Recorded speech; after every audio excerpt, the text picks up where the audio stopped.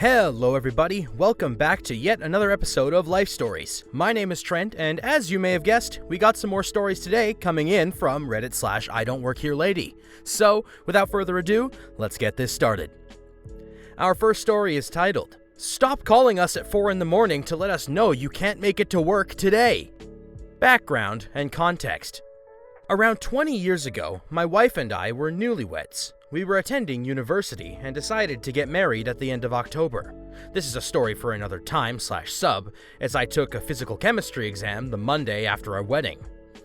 We had just moved into our first apartment off campus on November 1st and were very excited to have our own address and phone number. We were truly independent, and it was an exciting time for us, as even though we were young, both 19, we needed to establish our own thing, you know? As you might imagine, along with this new excitement came the inevitable learning curve to dealing with grown-up stuff, including a pretty unique issue with our newly established household phone number. I was so proud to figure out how to get this set up and going, and have the responsibility and privilege of our very own phone number, complete with monthly billing cycle.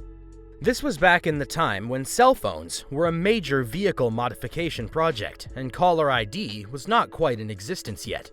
There was the 69 option for those old enough to remember, but in general, the phone rang and you answered it to figure out who's calling.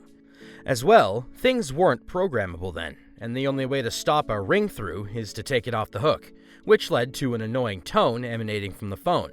And who wants to listen to that do-do-do-do-do-do-do-do that goes on to infinity, which still leaks through the drawer and towel that you've wrapped around the receiver, or to completely unplug it, which was quite inconvenient, as you'd have to remember to plug it back in when you needed it.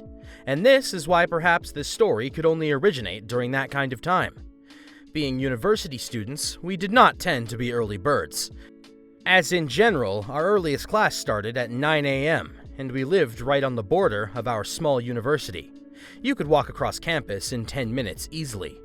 But especially so for me, as I've never been a morning person and took a good while to wake up and get going. I also slept very soundly. So this means for the most part, most days we'd be up around 7:30 a.m. at the very earliest. But any time that schedules permitted, more like 11 a.m. or noon.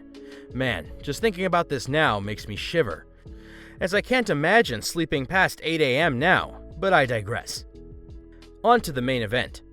Anyway, this is where things started. Because it's been a long time, the exact wording of things is just an approximation, but in general, I tried to convey the important points of them.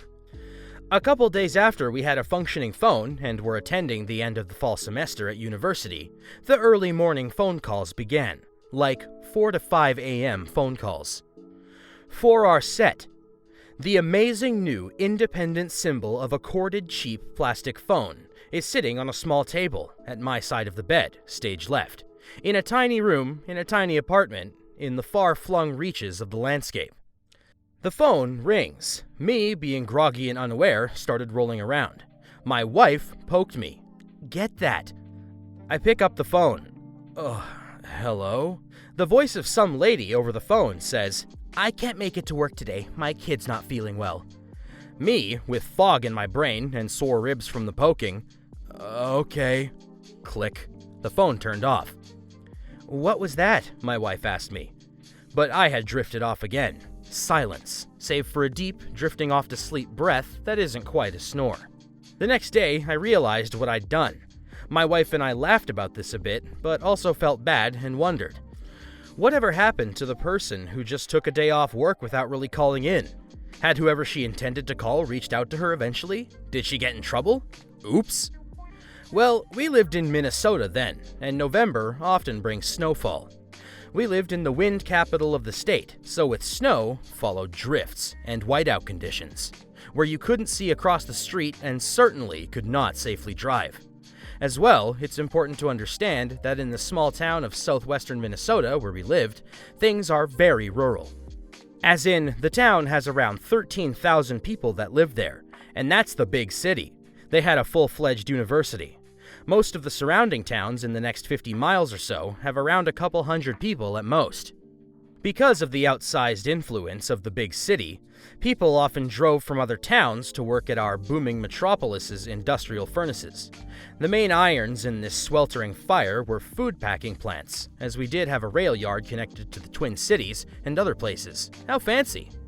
The particular pillar of industry at issue in this story is the local sparkling sugar water bottling place. The first time it snowed that year, the phone started ringing around 4 a.m., same setting as before. The phone rings, me sleeping, and my wife, now awake and annoyed, pokes me. "Get that!" Hello? "I can't make it to work today. The drifts are too bad, and there's no visibility." "Okay." I click and hang up the phone. "What the hell was that?" my wife asks. Nothing," and I drift off. 3 minutes later, the phone rings again. I pick it up. "Hello?" "I can't get out of my driveway. I ain't gonna make it in today." You have the wrong number." "Oh, sorry." "Bye." Some time passes. The phone rings again. "Hello?" The voice of another lady this time. "It ain't safe and school's been canceled, so I have to stay with my kids today. John's stuck out of town." "You've got the wrong number," I said. "Oh, well, I got this from the office bulletin board. It said to call here if we can't make our shifts. VOL," who, by this point, if you don't know, was the first lady who called, "said it worked. I called the main number, and there ain't anyone there." "Well, there's some mistake. This is an apartment. We're students at SSU, and we have nothing to do with this." "Oh, well, this sucks. I guess I'll call the main line again." "Bye." And so comes the passage of time. But by now, we're awake. It's now something like 4:30 a.m. on a day where we almost certainly had classes, as they did not cancel university classes very often for snow days. But we could always hope and check. Maybe we could sleep in if we found out on those early morning newscasts with the strolling cancellations. Spoiler, it was not meant to be. The phone rings again. I pick it up. "Hello?" "I'm not gonna make it today." "You have the wrong number." "No, I checked and I'm sure I have the number they told us. They were very clear. Any excused absence requires us to call this number. It's the one in the main room." Every time I can't get a hold of anyone else except VOL, and she said it was fine. "We live in an apartment and are students at SSU. We have nothing to do with this and we don't know what you're talking about." "They were clear. Call this number or we'd catch crap." "I don't know what you're talking about. I think they screwed up." "Okay, I'll try again." She was sounding very unimpressed. With me. What the heck? I'm just trying to sleep before braving the windy snow to attend my physical chemistry labs or whatever. Sure enough, a few seconds later, the phone rings. "Hello?" The lady on the phone, who was one of the voices from before, clearly recognized my voice. "Well, here we are again." "Yep, it's early and I'm tired. You have the wrong number." "I checked, and I'm not falling for that. You just want me to come in, but I told you I can't. My kids are home today, and there's no way I can get a babysitter right now. Stop being such a jerk. You told VOL it was okay. I'm not taking up the slack for everyone." "Really, I have no idea what you're talking about. I can't help you here. They must have screwed up." "What do you want me to do here? I am not coming in." "Is there another number you can call?" "This is the one they gave us, and no one is answering the main line." "Sorry, I can't help you." Click. I hang up. A few seconds later, the phone rings again. "Hi." "Stop doing this. I'm not coming in today. I can't make it with my car. It will never make it through the drifts, and I have the kids today." "We've been over this. We have nothing to do with your work." My wife, now low-talking, for some reason, now that we're being polite to them. "What's going on?" I respond in the same low-talking tone. "They think we're the boss or something." "Stop playing games. I can hear you talking, and it's not working. You're not fooling me." "That's my wife. Would you like to speak with her?" Sure." My wife picks up the phone. "Hello?" "Stop this nonsense. You know I'm not coming in." "No, really, we're not your boss. They must have given you the wrong number." Now, I'm not sure what happened exactly as memory fades, and I think I got up to turn on the news by now. I mean, I'm not getting any sleep at this point, but later on, I check in as my wife's voice was getting louder and heard this. "Fine, don't come. I don't care at all. Just stop calling us." Click, she hung up. After several more calls like this, we took the phone off the hook and eventually carried on with the day. Over the next many days and months, we'd get periodic calls informing us of someone who couldn't make it today. Sometimes we'd even get requests to swap shifts and other types of things related to this bottling plant. Sometimes we just said, okay, and hung up. And other times we tried to explain what was up. Occasionally, we'd get into arguments and ensure these people that we're not their boss. I even recall getting one call from a clearly newer employee who was pretty good about it and showed some level of understanding.